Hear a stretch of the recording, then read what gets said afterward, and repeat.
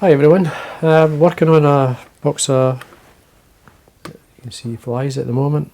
Now, this is a good box of flies, especially for midge, and patterns that most people, especially in the UK and Ireland, will recognise. What we have here, there is names given to these flies, whether individual colours, whether you represent, like, believe it or not, this one here is a version of the Cape McLaren, which is a traditional bob fly, wall style fly. But it's tied in a style, it's called the snatcher. Now there's crunchers, another term used for a range of flies and colour combinations that you can tie that pattern in. We've got the dowel backs, we've got two rows of dowel backs there. Now, but what you'll notice in this is that you've got kind of rougher tied flies or palmered flies, which would be a top dropper, this one, if I was fishing 3 flies for instance. Middle fly patterns could be the crunchers, and then all the dowel backs. Now this could be top, middle and point as well, because to get your cast to taper or to turn over easier, and you represent the fly in different depths, and normally the pupa will be deeper than what be the emerging or maybe the adult fly near the top. So this is where you put it in the cast.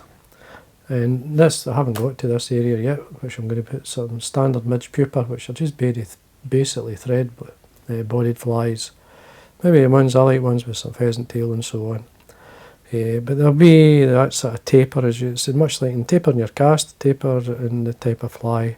It does help to turn it over. I do fish 2 flies a lot because mainly I fish from the banking. Casting against the wind, 3 flies, you can do it. If I'm using 3, I would put a point fly that it's got a wee bit of either a heavier hook or a wee bit of weight in it, so it turns over a wee bit easier and better against the wind. There's lots of methods you can use, but normally if you represent a species of flies, the deepest would be the pupa, and the adults being like this pattern up here, which would give an impression of that, or even the hatching midge would be the snatchers. So anyway, that's one of the questions I asked, was about the type of what would you do with a cast. I've got a couple of other questions to answer as well within this fly. How to protect the modern ribs. Now I'll move in a wee bit closer so you can see. Now normally when you're using further ribs like say pearl, something like this, these mylars type patterns, or materials. Here we've got red holographic. Again, it's classed as a tinsel, but it's not. The name tinsel was basically, it was a tin, metallic tin. These are not metal, these are plastic. So they will hold a fly, well, not too bad together, but if you're using this to hold a hackle, then I would have to protect it with a wire or so. And that's what I'll do. I'll show you how to protect that, the mylar.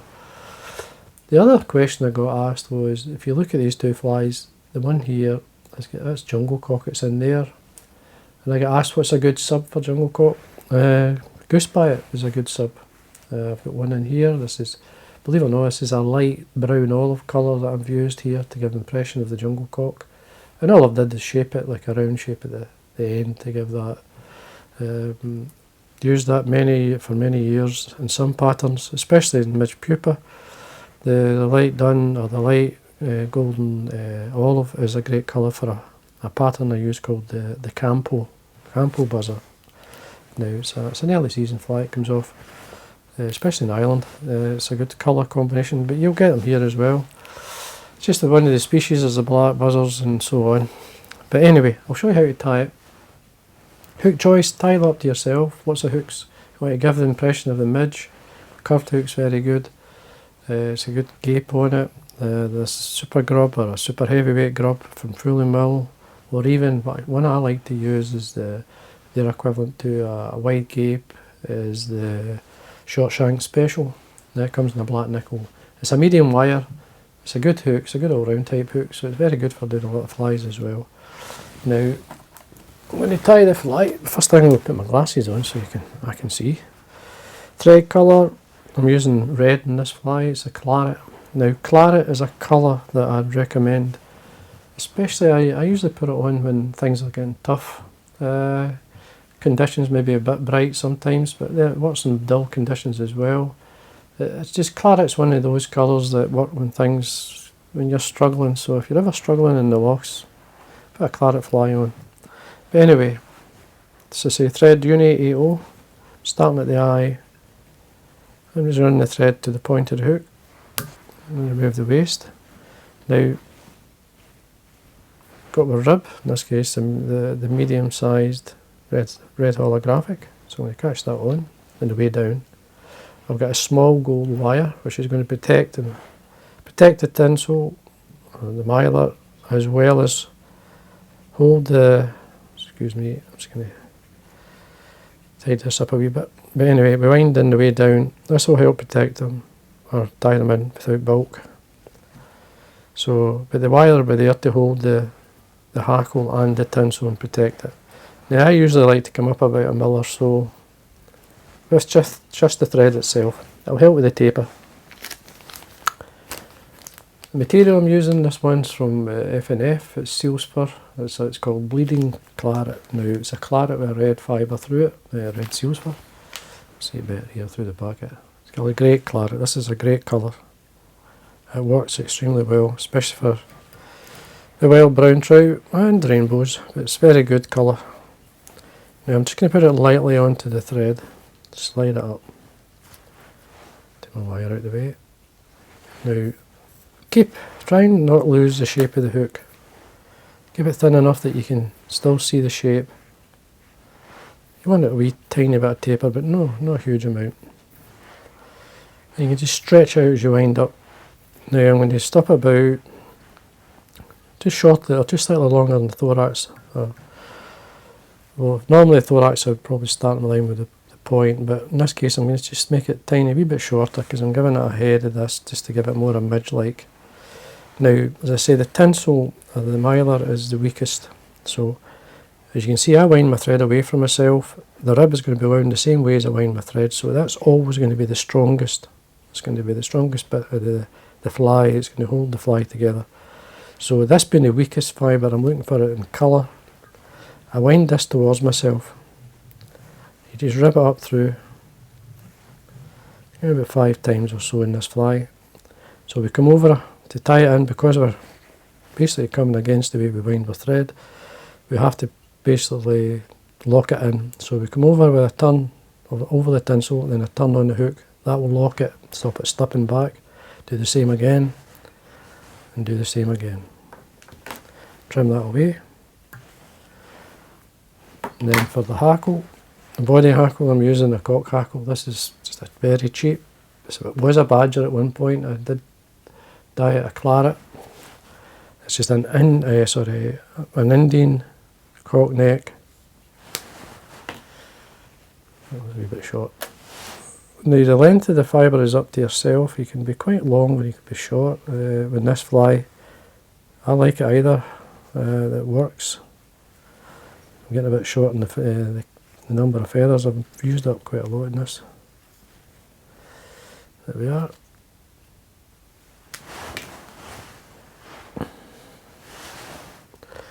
That one actually broke at the bottom.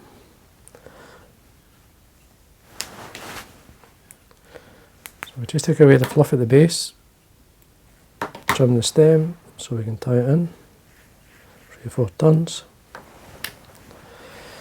Now you'll get, I usually like a turn at the top, or 2, so just to get it started, depending on how much fibre's there. I'll do a couple or so, and then what we do is we just wind down between the turns of the red holographic. As we get towards the back, I just come down with a turn of the wire, catch that last turn, and wind up. So now what we're doing is cross ribbing the hackle as well as the rib, the red holographic, which will protect it. The wire is the strongest, so that's holding your fly together. Then secure it in at the top. We can keep the thread tight, bend and break away the wire. A wee quick look. I usually just ping this off. Now one of the reasons I like using the cheap necks as well, these old kind of traditional necks, if you want to call it. Gives you a very sparse light body like this. Right, and unless you want it heavy, now these flies do work with a heavy, I do tie them with a saddle hackle at times to make them a wee bit more bushier. Some people like it. But what I'm doing here is just going with the flow of the flow of the hackle really, and brushing some of the seals fur out just to give it more life. That's fine. Now, instead of the jungle coat, so you remember this is what the jungle real stuff looks like. I'm going to use, as I said, this is dyed. This is basically Goose Biot. Now, it's dyed a very light, it's just a touch of Vineyards brown olive dye. Now, wait a minute, just try to grab two of them here. It's just kind of stuck together, these two. Take them away. I want to bring them 90 degrees from the stem of these, the quill here. You can bring them out, take them away. Now what I like to do, you can lay them on top of one another.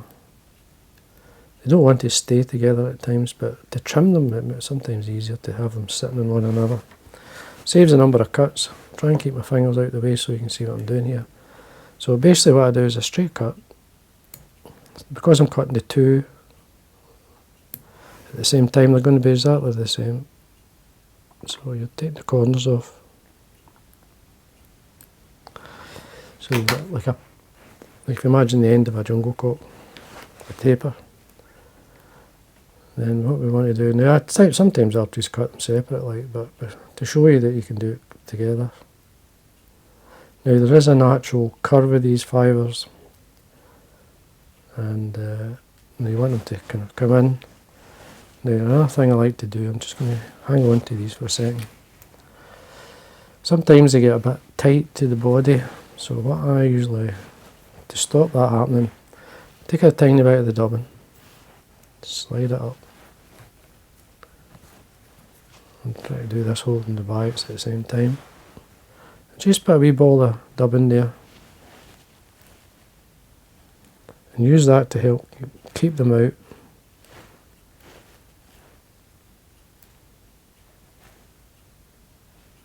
So we're both together with a natural curve which will basically hug the side of the hook.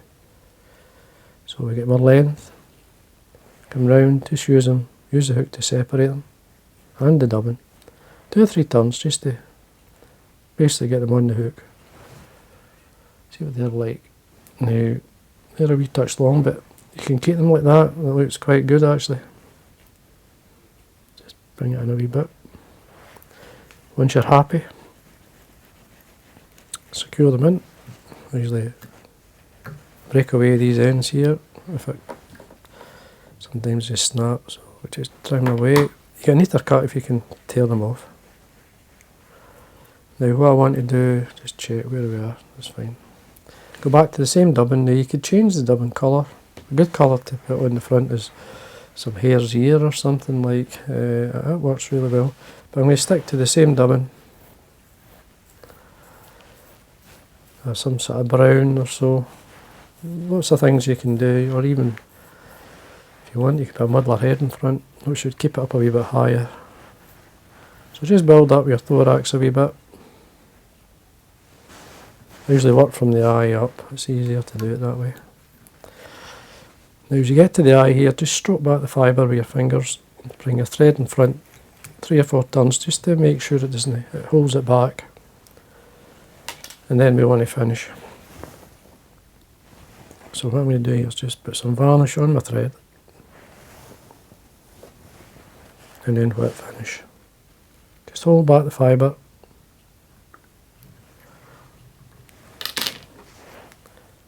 Trim away.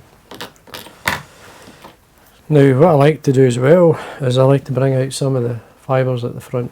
So what I just basically got a piece of Velcro and I just lightly grab it. I don't brush it, though you can do that, but I just want to bring out some of the fibre just to give it more a leggy like look. And there we are.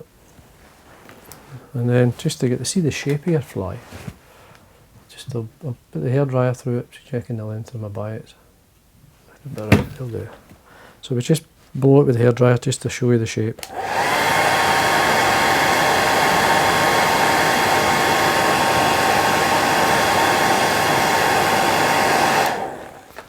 There we are. That gives you your shape. As I say, you can reduce the biot length if you wish. I think my side's a wee bit longer on the other side, but not much. If you do get it like that, you can trim it. So you just can come in, take a wee bit off. Just again, just keep that wee shape.